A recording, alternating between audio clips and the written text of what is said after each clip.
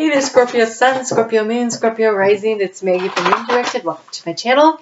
Here we work with the energy of the moon to see how we can best utilize it to move our life forward in the most positive way possible. This reading is for June 24th through June 30th. That makes it a June reading, so be sure to comment on it so it'll count as an entry into the drawing for the free video reading. Ooh, Spirit was ready to go right away. Let's see what we have here. I don't like that card. I don't like that card. We'll take it, but I want to know what the prescription for that card is. What is the prescription for that card? Okay. Well, these came out in like little piles. So let's get into it, see what Spirit has to say. That card that came out was the Heartbreak card. This is the Three of Swords. This is sadness. This is heartbreak.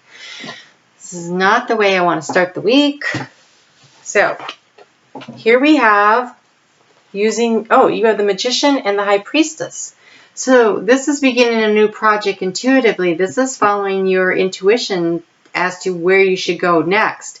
And so that's a good prescription. I like it. Let's start there. And we have the Five of Wands and the Nine of Cups. And so I think that you kind of feel like you're in a battle to try to get everything it is that you want. That sense of feeling emotionally fulfilled feels like you're constantly battling against something, someone, like reoccurring battles, arguments. It feels like things are always getting in the way of you getting there. But I think you can create what you want, follow your intuition, you co-create. You know, this Magician, he's planting. See? We have a new moon coming up in just a few days on the 2nd of July. And for you, Scorpio, that will be in your 9th house of communication with Spirit. So be sure to be communicating to Spirit what it is that you want to create. I'm going to get this. So here we go, this way. Here you go. So communicate with Spirit. What is it that you want to create? I think that's that High Priestess using her intuition and really, having that conversation like the fox is there. That's kind of like also using your smarts and being cunning. But there's also the taking the leap of faith. The cat is like leaping over the emotions and moving forward. And so I think there's a lot at play here. But Spirit is coming in. You could see the eagle coming in, large and in charge there. You can create this with the help of the divine. So co-create to start getting yourself on the journey. And so this week, we start out with the moon in your 5th house of fun and romance. And there's wisdom and gratitude to be had there. So, so fun and romance and heartbreak hardly seem to go together. But I think if you look at it this way, you probably learned something from this experience that's hurting you. We always learn. Well, the opportunity for learning is always there. So take the experience, distill it down into wisdom, be grateful for the lesson, for the new opportunities coming your way. New opportunity. It's hard sometimes to be grateful when your heart is broken. I get that. I really, really do. But try to look for the gift in the situation. So even though it's painful, even though it hurts, look around for where the gift is and be grateful for it. Or if nothing else, just be grateful that it's over. I mean, I don't know what to tell you as far as what the gift is. Maybe you can't see it until you get a distance. Oh, what was that somebody said? Life is hard. First you get the test. And then the lesson comes later. And I don't know if I just told you that last week, but I had heard it. And so I really think that, if I did say that to you last week, that it's a reminder that this is that kind of a situation where, you may not be able to see the gift yet, but that there is one there. You have a mentor, a trustworthy ally. And so either Spirit is on your side or there's somebody on your side. Look how tight they are together. Like they're supporting each other. So there's somebody in your life or you have spiritual guides that are helping you through this process. So tap into your intuition. Know that as you work your way through this, you are protected. This is your 6th house of balance, day-to-day work-life activity, and there's resistance. Of course there's resistance. It's hard to bring things into balance when you're hurt. It's hard to not focus on other things, but if you're really upset about something at work, then focus on your family and friends. If you're upset about something with family and friends, focus on your work. Try to bring it back into balance by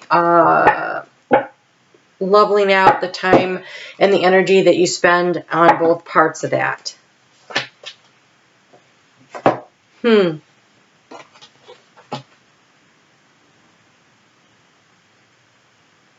So you have the Snow Shepherdess, which I'm pretty sure is about when you're feeling cold and left out. Okay, Tender the Beloved Body. This is about taking care of you physically, taking care of your body. So if you're like really stressed out, making sure you get enough exercise, make sure that you're eating right. I'm going to look up the Snow Shepherdess one. And then there's another one here. Yes, Old Eyes, going with the flashlight. Okay, so where we got here? Plus really small writing, and it's gray. I come to you with the news of unexpected life. Something that seemed once impossible without energy or hope of success is coming to life. Not only is it unexpected happening, but it will be taking place when you think least likely. I come with the decree that life shall have its way, no matter what the circumstances appear to dictate, and in the midst of great loss, scarcity, or denial of life, in a blessing of abundance, fertility, and a new beginning will be given. Oh my gosh. Okay, so that heartbreak, the gift that you can't see yet is coming, and it looks like it's coming rather quickly, like when you're not really expecting it. So work through the process of not dragging the baggage around with you. Create space to allow the universe to bring to you the gift, because there is a gift coming. That is so nice. And then you have, she rides with wild spirit unbroken. You are a wild spirit, no matter how often you have been told no, been suppressed by rules and regulations, have been denied a right to speak your crazy, beautiful truths. Inside of you bears a persistent, loving heart that will not be denied.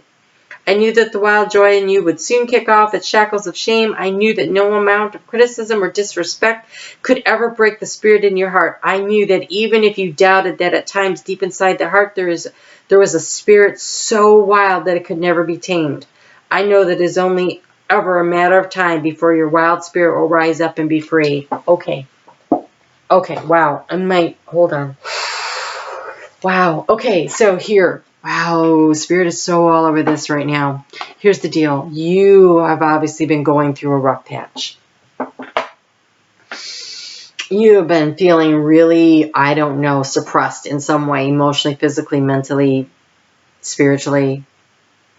And Spirit is telling you that this heartbreak, this time of sadness, this difficulty, this Five of Wands energy, they knew that eventually, Spirit says, eventually we knew you would be like, that's enough of that. And I'm breaking free. Big transformative year. Big transformative year, Scorpio. You just keep going. You just keep going.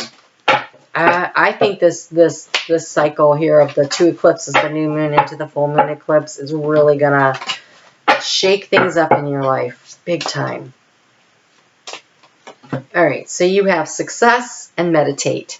So surrender to the divine, the timing, the situation. Release your negative thought pattern. Release any negative attitude you have about what's going through this transformation that you're going through. Yes, it's difficult. It is. It's hard work. I could see that.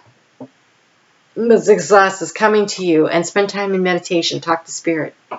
We have a lot of stuff with this communication going on in your 9th house this whole month coming up. So start meditating, speak to Spirit, get in communication. This transformation, it's happening. This is a big pivotal moment in this whole cycle. Big. On Saturday, early in the day, the moon is going to course, so just kind of take a chill.